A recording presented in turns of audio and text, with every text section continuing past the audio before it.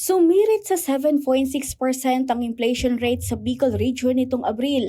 Base yan sa ulat ng Philippine Statistics Authority o PSA sa antas o bilis ng pagtaas ng mga pangunahing bilihin at serbisyo. Itinuturing yang alarming ng ahensya na dulot ng krisis sa Middle East na nagresulta sa pagtaas ng presyo ng langis.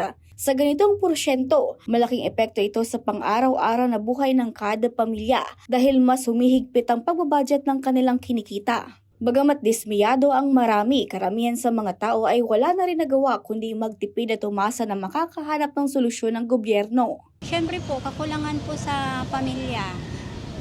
Like sa food, sa education. Kasi po, mas mahirap po sa part namin na pag ganyan po tumataas, siyempre po mababawasan yung sa aming budget para po sa pamilya. Mahirap po para sa amin. Mahirap din kahit papaano. Mahirap. Hindi kahit papaano. Mahirap talaga. Sobrang affected ang mga mamamayan.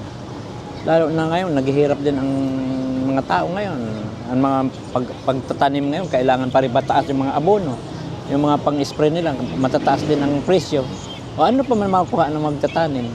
Siyempre tataas din yung mga pagkain, yung mga vegetables. Kailangan yung abono nun.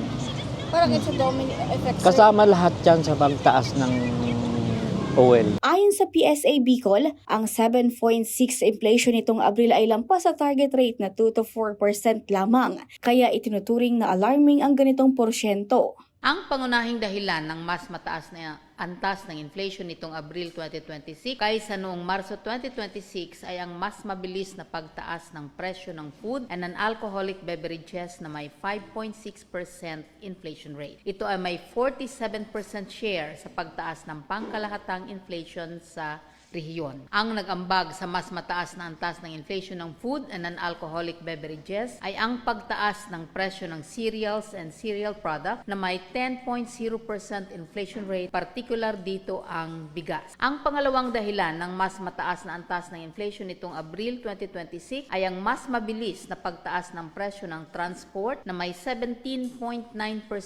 inflation rate. Ito ay may 26.1% share sa pagtaas ng pangkalahatang inflation sa rehiyon. Ang nag-ambag sa mas mataas na antas ng inflation ng transport ay ang mas mabilis na pagtaas ng presyo ng mga sumusunod. Gasolina na may 57.7% inflation rate, other passenger transport by road na may 7.3%, particular dito ang pamasahe sa tricycle, at diesel na may 121.4% inflation rate. Ang pangatlong dahilan ng mas mataas na antas ng inflation nitong Abril 2026 ay ang mas mabilis na pagtaas ng presyo ng housing, water, electricity, gas, and other fuels na may 11.0% inflation rate. Ito ay may 23.6% share sa pagtaas ng pangkalahatang inflation sa rehiyon. Ang pangunahing nag-ambag sa mas mataas na antas ng inflation ng housing, water, electricity, gas, and other fuels ay ang mas mabilis na pagtaas ng presyo ng LPG na may 45.1% inflation rate.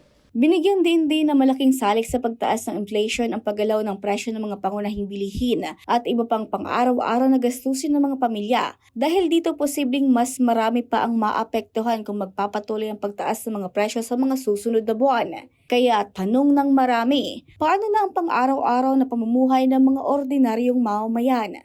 Samantala may mga inilatag naman na hakbang ang Department of Economy Planning and Development o DepDep at BSP para kahit papaano ay hindi masyadong maramdaman ang epekto ng mataas na inflation rate. So nagtaas ang BSP ng interest rate last month, April 23, from 4.25% to 4.5%. So ibig sabihin po nito, ang objective po nito ay to temper nga yung pagtaas ng inflation by moderating demand and anchoring inflation expectations. Pag tumaas ang interest rate, ibig sabihin po nito, it follows lang interest rates ng mga bangko, tataas din. So this will discourage investors, businesses, even households to borrow from bank kasi mataas ang pangungutang. So pag mataas ang pangungutang, affected po yung demand, yung consumption spending natin.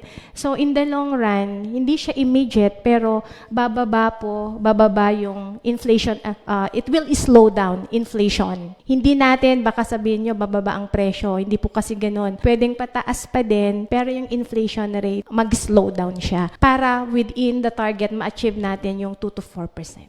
The government, of course, ramping up the efforts to soften the impact of the prolonged Middle East conflict and ease the burden of rising inflation on the vulnerable sectors po. So, for example, the government recently launched the Uplift or the Unified Packages for Livelihood Industry Food and Transport Program. This is the government's comprehensive and whole of government's response framework to the unfolding situation. Samantala, umaasa naman ng mamamayan na bibigyan ng pansin ng pamahalaan ang mabilis na pagtaas ng inflation hindi lang sa Bicol kundi maging sa buong bansa.